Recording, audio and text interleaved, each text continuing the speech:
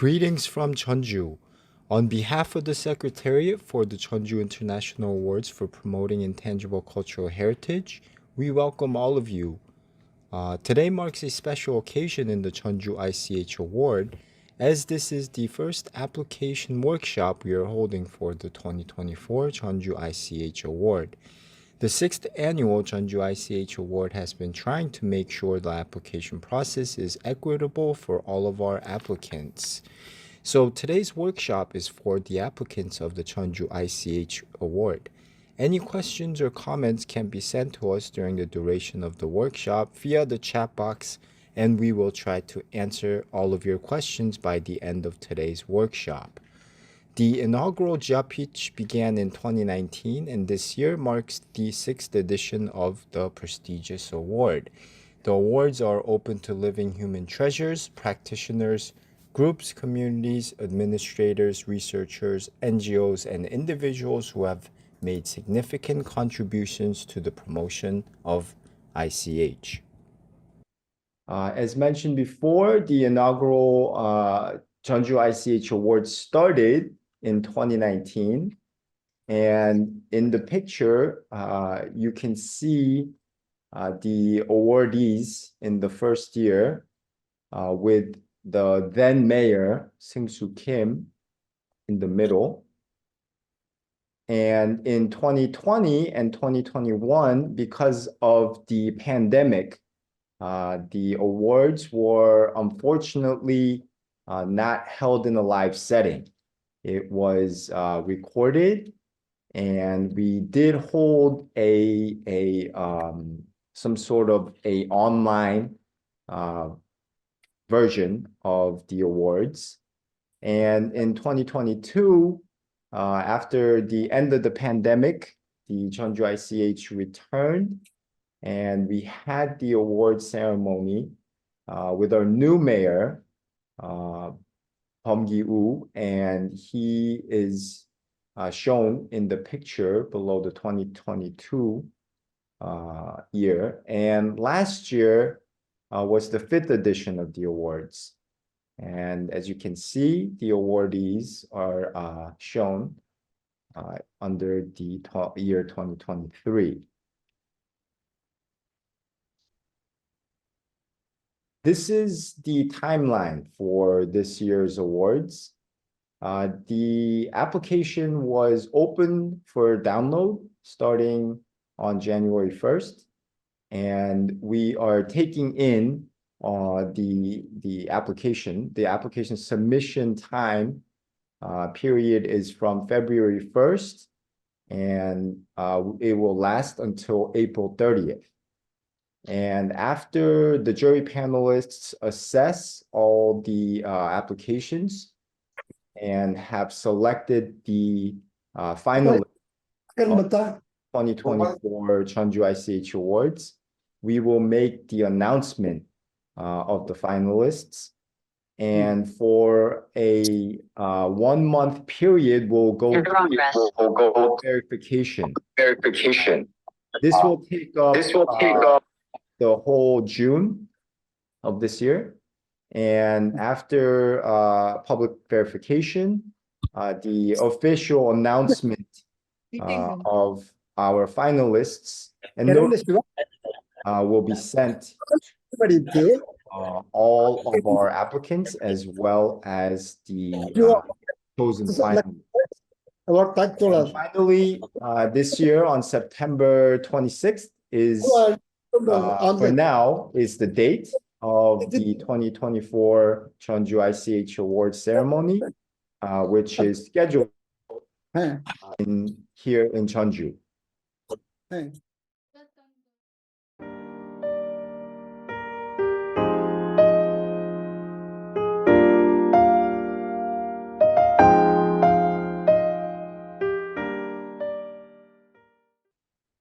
What documents are required for submission? So there is a total of 4 appendices that needs to be submitted to us. This is required. If our applications are missing any of the appendices, they will be voided, and we cannot assess them if any of the four appendices are not submitted to us within the time frame.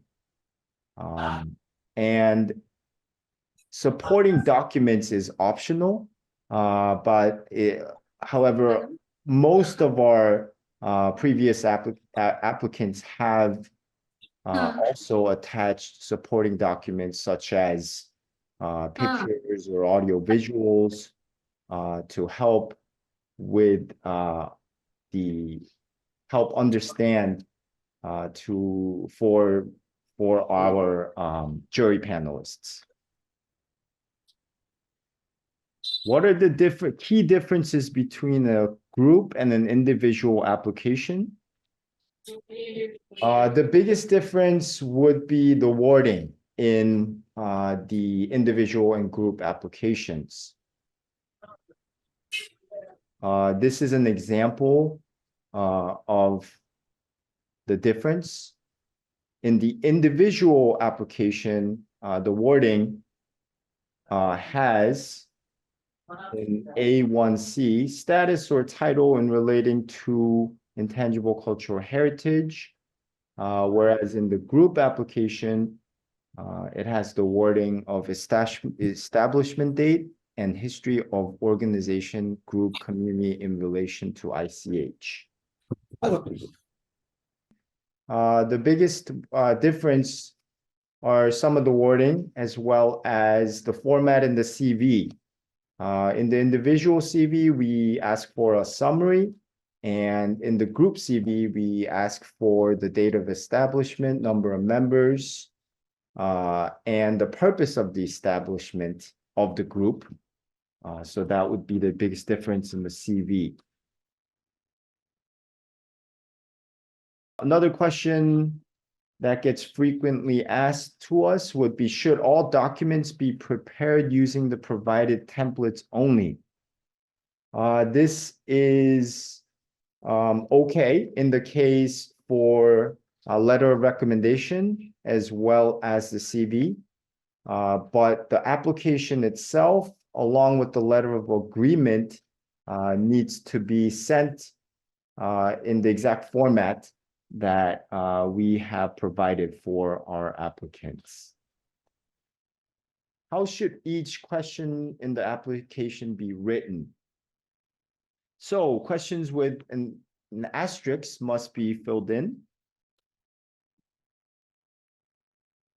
So starting with B. So A was the section that we just went through, just individual questions about the address and name of the organization.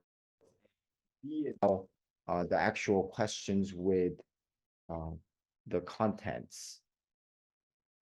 So all of this would be required other than B4. So B, section B, is asking for notable accomplishment of the candidate relating to the safeguarding of ICH. Each of this question should be within 500 words. B1 is describe ICH training or educational activities to the transmission of ICH. B2 is describe ICH promoting activities for the safeguarding of ICH. B3 is describe the candidate's activities in regional, national, and international cooperation for the safeguarding of ICH. B4 is describe the candidate's safeguarding activities of ICH other than B1, B2, and B3. Training, education, promotion, and networking of ICH. Section C is asking for the impact of the candidate's contribution towards safeguarding of ICH. C1, describe social impact of the ICH safeguarding activities of the candidates beneficial to the community, region, and country. C2, describe the ICH safeguarding activities of the candidate promoting and enhancing cultural diversity. C3, describe the ICH safeguarding activities of the candidate contributing towards harmony building in the community, region, and country. Section D is asking for concrete roles of the candidate in the process of safeguarding ICH. D1, describe the candidate's leadership role in the safeguarding of ICH. D2, outline the viability in the context of the ICH transmission of the candidate. Describe in detail explaining the informal educational system, awareness raising, and capacity building of the stakeholders of the ICH, as well as the participation of communities, groups, and individuals involved with the candidate's ICH domain. D3, describe the involvement of sustainability of ICH. And lastly, describe the involvement of disaster management. For example, natural and social crisis affected by climate change, war, or any kind of turmoil. And this is of the applicant's ICH, if applicable. This question itself is not with an asterisk, so it is not mandatory to answer this one. Section E is asking for which policies as well as legal and administrative measures of the candidate's sovereignty that directly or indirectly affects the safeguarding and transmission efforts of the candidate's ICH domain. This should be within 300 words. Section F is describe any ICH inventory of the candidate's active domain and upload to ICHNGO.net if ICH inventory and reference the uploaded link as a sample of inventory as the candidate's inventory if ICH inventory is not available. Section G, describe any significant awards and external recognitions of the candidate in regard to safeguarding ICH of the community and or group. So if the applicant has won awards or has been recognized in their respective countries, one would need to submit a copy of the awarded certificate or any other proof. This question is not mandatory. And H is asking, how did the candidate, organization, group, community learn about the Cheonju ICH Awards? This is, if you saw the Facebook posts that we post, and this is how you learned about our awards, that's how you would answer this particular question. And here is the section where you would need to check off all the conditions and date and sign your agreement to the conditions. And one of the most asked questions is about our letter of recommendation. So throughout the years, we've had many of our applicants send in their letter of recommendation separately from the actual submission of their application. In other words, we received it from a third party, or usually the recommender sent it to us directly. We do not, we would not recommend this to, have it sent to us by the recommender, because oftentimes when we're receiving everyone's application, the emails get clogged up real fast, and we do have a hard time tracking some of the recommendation letters. So the recommender should be an individual directly or indirectly associated with our applicants. specifically with the applicant's activities. So this person could be a supervisor, a professor, a local politician, or other organization leader in the realm of the ICH domain. However, the recommender cannot be of somebody from an immediate family member, as this will be voided. And please include the following. What do you know about the candidate, individual, organization, group, community? And what is your relationship with the candidate? Second part would be summary of the practices and or the results from these practices and other supporting documents of major importance, and submit them for consideration of the recommendee. And lastly, the good practices in which the candidate, individual, organization, group, or community that you would recommend, and that would have a major contribution towards safeguarding of ICH in general. The format is, all of this is in Appendix 2.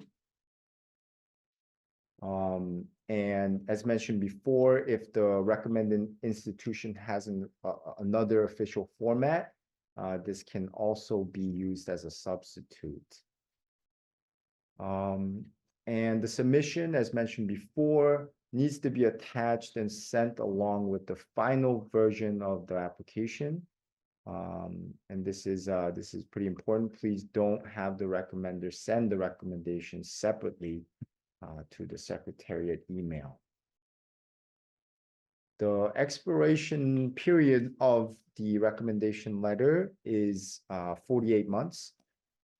This is a new rule that we put in this year because we recognize how difficult it is to keep renewing the recommendation letter for some of our applicants. And so it has a expiration period of 48 months. So if you were to, if you had an recommendation letter from last year, you can use it again this year. And the quantity, 1 or more letters are accepted. So if you have, 5 recommendation letters from 5 different people, we will accept all of them. What is the letter of agreement? So the letter of agreement is something that we require. This is part of one of the appendices that are mandatory for submission. And this is in the application when you download them from our website. And so you would need to date and sign the letter of agreement and send it along with the rest of the application. Okay, so that was the overview of our application and the Jeonju ICH awards throughout the years. And now we will go through the chat to make sure we answer all of your questions. And a question from Mr. Rashid: how to sign the letters? Is it a scan of the signature sufficient? We recommend that it is signed and sent to us in a PDF format. That would be optimal. Or some sort of official, if not a signature, then a stamp is also okay as well. From Charlotte, I would like to know how we can decide whether we apply as an NGO or our founder and main organizer of our actions. So I think you're asking if either to apply as a group or an individual. Is that right? Okay, well, in that case, we value the community aspect of our ICH um, mm, actors. So what I mean by that is ICH oftentimes include community members and organizations. So if there is an NGO or if you are part of a group or a community, we do recommend as one instead of an individual. Next question was, will we receive a confirmation email from Jelane Martina?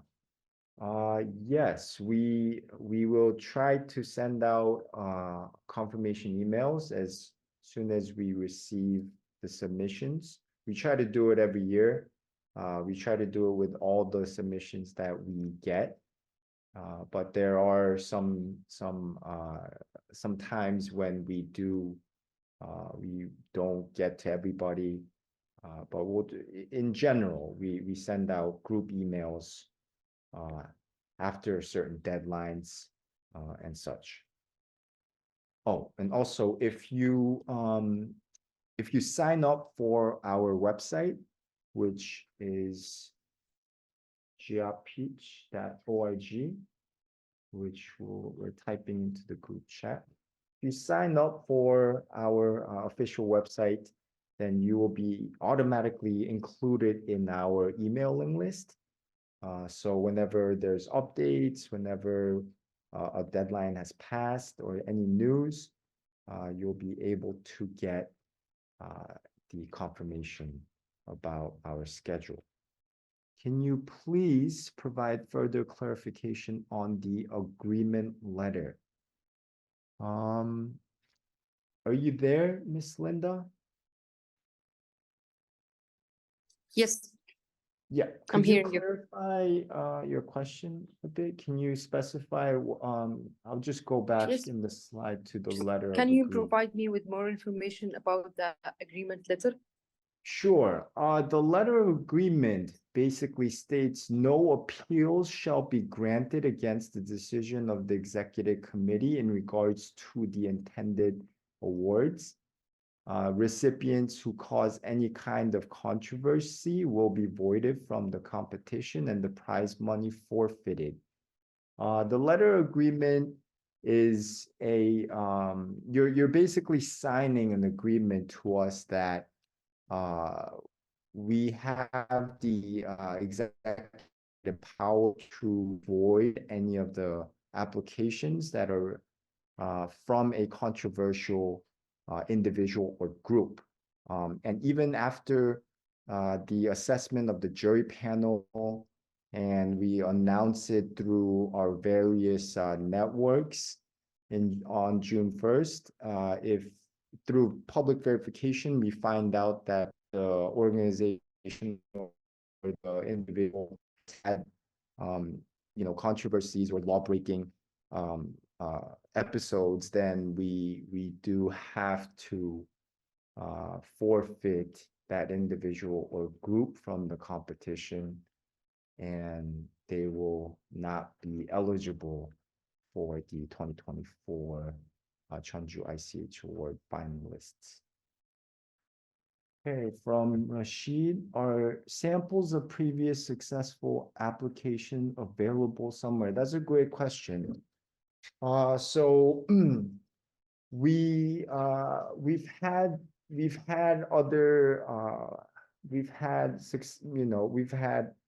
applications, suggestions about uploading applications of our finalists in previous years. And the reason why we haven't done that or put that into effect this year was because we felt like this would go against some of the privacy, and we don't want to cause any trouble or have issues in the transparency. And so we decided against it. But if you have specific questions about the questionnaires, the Secretariat is always open to answer them through email. So we suggest emailing us specific questions or the questionnaires that you are stuck on, and we will do our best to clarify. From Miss Lubna Mariam, we have simultaneous projects going on. Can we apply for overall support, or should we apply for any one project? Miss Mariam, are you here to sort of clarify this question? I'm here, Hello, hello. I'm here. Can you hear me? Yes, yes. Can you actually? I don't really understand. Okay, so we are working on the inventory with our with our state party, Mm-hmm. and which we fund ourselves. Then we have individual, at least 3 or 4 safeguarding projects. And Mm-hmm. now we would like to go into a new project with the cultural landscape approach. So that means we have at least 3 or 4 projects going on simultaneously. Hmm. So can we apply for support for our organization, or should it be for any one of these projects? Huh. So would you be applying as a group, Organization.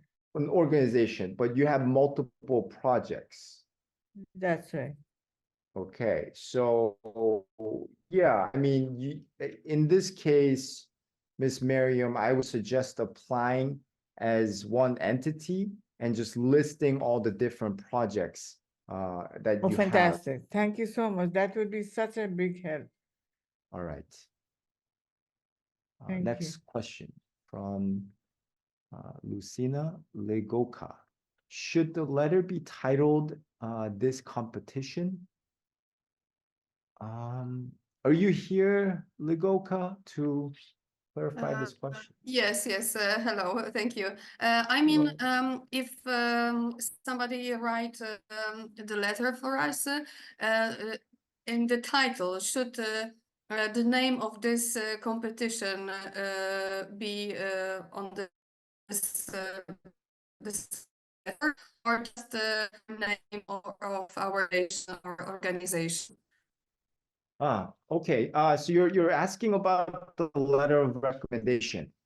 Yes, I'm asking about letter of recommendation. So If, for example, our ministry write for us this letter, should they put that it's a letter? It's for us. We need for your competition. Should be written over there, or just a description about our activities and our That's a good foundation? question. Well, so if you go into the letter of recommendation that we have provided or format, the wording is already in there. So I believe you would need to, if your government decides that they have another official format, they could also use that. But it's important that the recommender makes sure that the recommendee is either an individual or the group that they're recommending. So we would suggest making sure that the applicant's name is in there, or the organization, and for what the Jeonju ICH award finalists. So yes, we would that would be best. Okay, thank you so much. Now I know everything. Okay. Thank you. All right. From Rita from Malaysia, for unsuccessful participant, will we be updated and informed of the final results? Yes. So we will make the announcement on June 1st of the awardees selected. Usually, most likely, we will have 3 awardees, as we have had 3 from the previous 5 JIAPICHs. And a group email will be sent out to all of our applicants, notifying them about the selection. And most of the time, we also have backup candidates, and up to 3 other backup candidates will be notified of their status as well.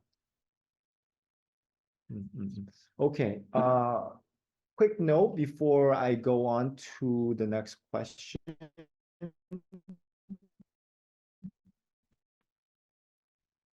I want to ask for the panelists who are here today if they have any comments or questions. From Miss Linda, can you please send us the application guidelines? Yes, certainly. It is. It's already been sent in through the applications itself. That is. It's been sent throughout the emails, and if you need the dates again, we can also provide that as well. From Rashid, could you please clarify the following question? Describe which policies as well as legal and administrative measures of candidate sovereignty that directly or indirectly affects the safeguarding and transmission efforts of the candidate's ICH domain. Okay, I will try my best to answer this question, but I may need some help from our jury panelists if my answer is not clear enough. So what we mean by this is that in certain countries, there are laws or policies or legal measures that are different in each of our countries, and that affects indirectly or directly our safeguarding methods as well as transmission efforts. And so if there are policies or laws that make it either difficult or that actually enhances or that helps in the safeguarding of ICH, these are the examples that we're looking for. Now, Mr. Rashid, are you here? Was this answer adequate enough for you, or do you need further clarification? Okay, I might have to ask for help if there's other examples. Professor Gala, do you mind just helping me with an example of a policy or a law that that is in either Australia or India that actually enhances the ICH safeguarding activities, or it gets in the way of ICH safeguarding? Well, I'm not sure if I can give an example in the public like this, but all I want to say is that sometimes people get confused that if their country is not a state party to the 2003 convention, they think they cannot apply for our awards. You already gave the example of United States, there's Canada, which are not state parties to the convention, yet people from those countries have won the awards. But if I can't give any specific examples in the public. I could be liable if I do that. Professor Turgeon, do you have any examples in mind? Well, not any really specific examples, but I think, Amar kind of, and you also explained that, there have been cases in the past where,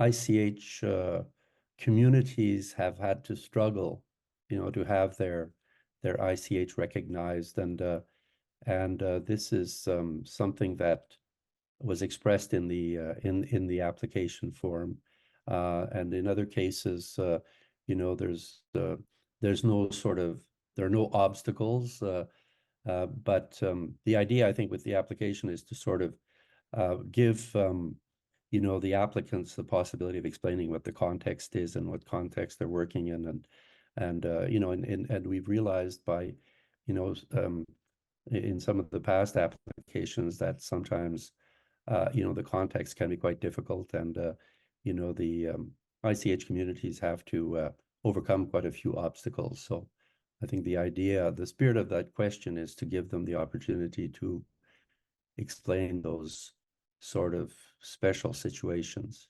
Is that correct? Yes. The other jury members can jump in as well, of course. Yes. Ms. Nayrink, do you have any comments about this? I think I can just join Laurier. I'm right on this. I can think of some examples. Several countries have like crafts policies that support crafts, so this is then a positive impact.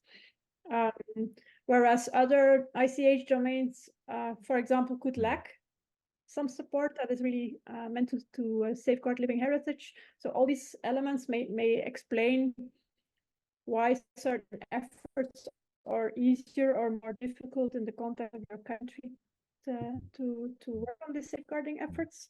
And as Laurier is explaining, it's good for us as jury members to understand which is the context you're working in, where is support offered, where do you lack support, and how does it relate to the work you're doing. Mm-hmm.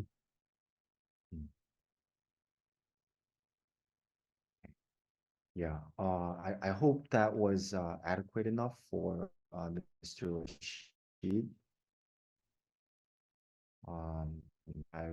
We'll move on if there's no other comments about that specific Maybe I could just maybe one other point about that is that some candidates may think that if they're facing a lot of obstacles that they shouldn't refer to them or not mention them in their application. But I personally, I mean, I'm not speaking for the entire jury here, but I would encourage them to do so, because I think the more information we have, the better we can appreciate the work that they're doing, And it's all confidential. Yeah. Mm-hmm. Yes. Speaking of confidentiality, we do every year we discard all of our applications and erase them. So any forms that you do send to us, signed copies and things of that nature, we do disregard them by the end of the year. Okay. If there's no other comments about this specific question, I will move on. Next question from Gabriel Dota. Around how many applications have been received per year so far? On average, I want to say about 40. So if we receive 40 applications, and 3 are selected every year, that's about, give or take, 10% chance that all of our applicants have in receiving the award. The least amount of applications we had was one of the years, the pandemic years, and we've had as low as 34. Okay. Any more questions or comments?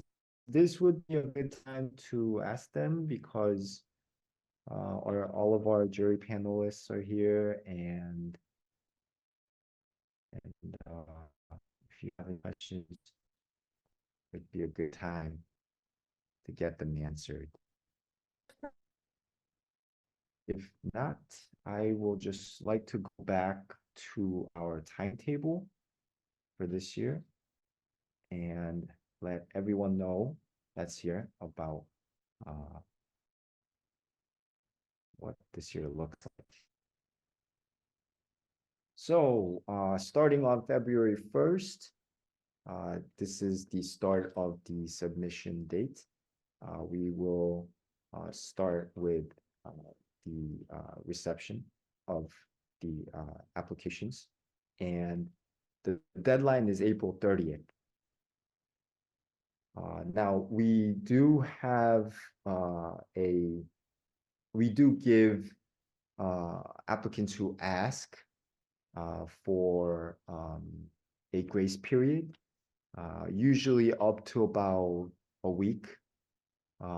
If they're in the process of getting together the letter of recommendation. Most of the time it's about the letter of recommendation, and they need more time to get it back to them. We do give a grace period, but you would need to ask us via email. Oh, there is a question from Charlotte. Are there guidelines as how we should be using the awards? Are there guidelines as how we should be using the award? Miss Charlotte, if you're here, please clarify this question. Sure. Can you hear me? Yes. Okay. I was wondering if we have to use the award in a certain way, or if we're completely free with how we use the award. And I'm saying the money. If it has to be for a specific project, or Okay, you're talking about the prize money, right? absolutely, yes. So you know, the we do follow up with all of our past awardees and finalists, and you know, we wish, although it's in the full discretion of our awardees how they use the prize money. I mean, if you are selected as one of the finalists, that means that you have done significant work in promoting as well as safeguarding the ICH of your respective domain. So we believe that it will be used towards those ICH activities. And so we're not going to ask for receipts or anything like that, but we do follow up with you and make sure that you are still in touch with us, because we do need your the updated photos, and we ask questions about your how you're doing, how the organization is doing, and what changes, what positive changes have come from the reception of the award, as well as what significance the prize money has done, all of it. Okay, does that answer your question, Ms. Charlotte? Yes, thank you very much. Great. From Rashid, Mr. Rashid, do all finalists need to be present in Korea for the final ceremony? This is a great question. Throughout the years, other than the 2 years because of the pandemic, all of our awardees were here, or a representative of the NGO that received the awards were here, present here in Korea to receive the awards. And once you are selected as a finalist, we do provide with the airfare, transportation, as well as any fees occurred throughout your stay here in Korea. Yeah, so it could, you know, it doesn't, if the representative, if the president or the director can't make it, the vice director or somebody else that can represent the group can be here to receive the prize. Okay. From Rita, Malaysia, will letter of testimonials considered as recommendation? Yeah, certainly. As long as the testimonial gives some sort of a clear, concise picture of the candidate in their safeguarding ICH activities, it could be considered a recommendation. Okay. All right. So June 30th is the deadline for the submission of the 2024 Jeonju International Awards for promoting intangible cultural heritage. We do, you know, as mentioned before, we do give some grace periods to applicants who ask for them. So if you please plan ahead and make sure that you know everything can be organized and submitted before April 30th. But if you know if you need the extra time, we do give them out. Okay. And on June 1st, after the assessment from the jury panelists have concluded, we will announce the 2024 Jeonju ICH finalists, and we will make it public to all the ICH NGO websites, and we will wait a month period for public verification. And after a month of public verification, we will send out on July 1st the notification to all the finalists that have been awarded for the Jeonju ICH Awards this year. And we will plan your trip to Korea for September 26th. So from July 1st, we need to, after we get in touch with our finalists, we need to start booking the flights. We already actually have made reservations here for accommodation, and so, and also just a side note, we this year's Jeonju ICH Award will be about a week long because it's collaborating with a sustainable tourism project, which is also happening here in Jeonju. And so the number of days that you can be here as a finalist can be up to a week. But if this doesn't, you know, if the schedules don't align, that's okay. We could just have you for the ceremony itself. If there's no other questions, I would like to just ask our jury members to just say any comments they may have for our applicants that are still here. I'm starting with Professor Ga. All I can say is to the participants or potential applicants, I wish you all the best. And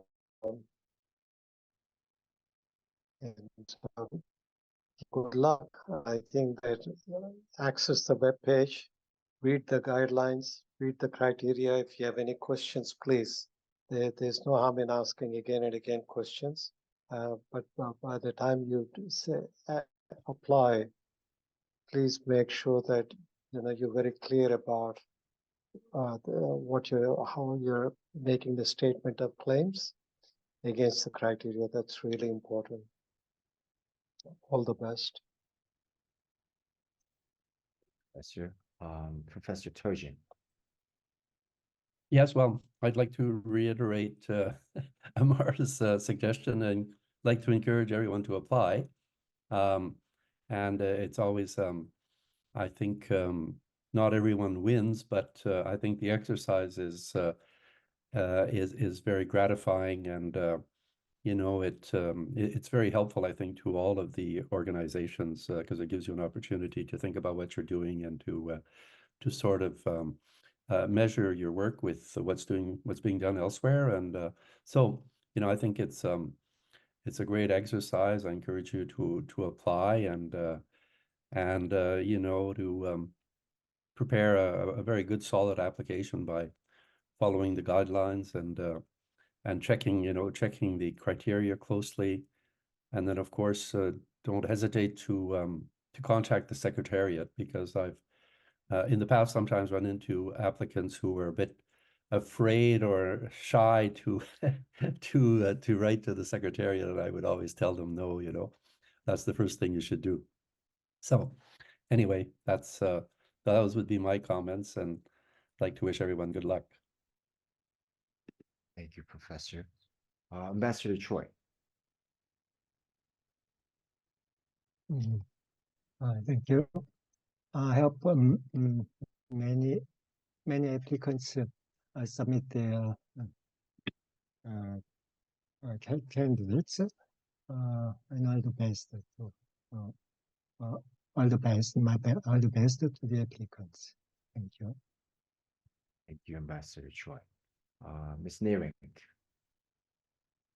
Thank you. From my side, I think just as the many applicants, also we in the jury, we are actually honored that this opportunity is being created, and it offers a chance for many that do not fit into like the international channels from UNESCO, the listing systems and so on, to share with a broader world or community and audience the many rich efforts that happen all over the world, which may be very small and local, or may be very wide, but in every scale there's a lot to share and to learn from each other. And it's very nice that this award not only looks at this the many efforts and the ways it's approached, but also then gives an opportunity to give this little extra incentive and support to few of them. Although I think we all would love to share it with everyone, but at least this is a way to help some of you to foster the work also for the future. So we look forward also this year to the many initiatives that are happening. Thank you, Ms. Neering. Ms. Kua. Yes, thank you very much. Well, I just want to wish all the participants very good luck, and please enjoy the process of making the application. Sometimes when we are entering an award, a call like this one, we get very anxious about getting everything right. Just trust the work you've been done is valuable. Your work you have already done is valuable, and hopefully preparing the application might also set in motion other processes for you at the local level. So my best wishes for all of you. Thank you. Thank you so much, Ms. Kua. So I would like to just thank all of our applicants for being here today, and all of this will be uploaded to our YouTube channel as well as our Facebook. The link to the YouTube channel will be uploaded to our Facebook. Okay. And as mentioned by our jury panelists, if you have any questions, please do reach out to us. Our emails are always open to you, and it could be something simple, you know, something that you might consider to be even, you know, not as important. We appreciate them, so do reach out, and we will see your applications starting on February 1st. Okay. Thank you so much, and have a great night.